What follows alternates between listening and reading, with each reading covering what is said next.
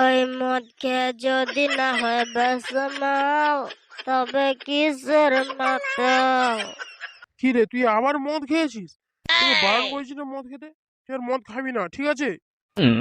জানিস ভাই, আমি যদি মদ খাওয়া ছেড়ে দিই না, আমি 1 মিনিটের মধ্যে ঘর আর বাড়ি কিনতে পারি।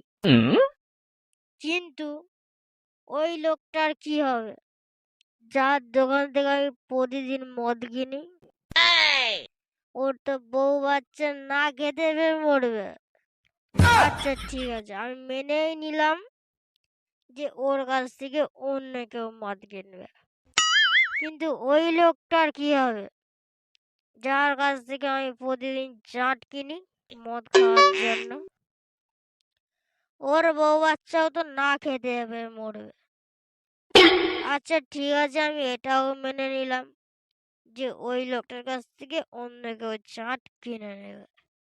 কিন্তু ওই 3 নম্বর লোকটার কি হবে, যে প্রতি রবিবার এসে বলে দাদা বোতল আছে বোতল? সে টিন ভাঙা লোহা ভাঙা এসে বলে বোতল আছে বোতল। আমি ওনাকে প্রতি রবিবার বোতল দিই। ওই লোকটা যদি বোতল লালিয়ে যায়, ওনার ঘর সংসার চলবে কি করে? এত লোকের ক্ষতি করতে পারবো না। আমি 2 মিনিটের জন্য তোর জন্য কত স্বার্থপর হয়ে যাচ্ছিলাম।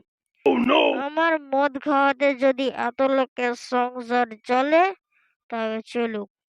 আমি আমার ঘর বানিয়ে ঘরে শুয়ে লোকের ঘর ভাঙতে পারবো না। তাতে আমি মদ খেতে হয় খাবো। আমার মা বাবা কখনো শিক্ষা দেয়নি অন্যের ক্ষতি করার। অন্য কারোর ক্ষতি করব না। আমি এত লোকের ক্ষতি করতে পারবো না। আমার মদ খাওয়াতে এত লোকের সংসার চলে, তবে চলুক।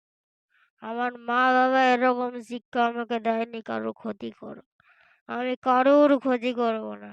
আমি মদ খাবো।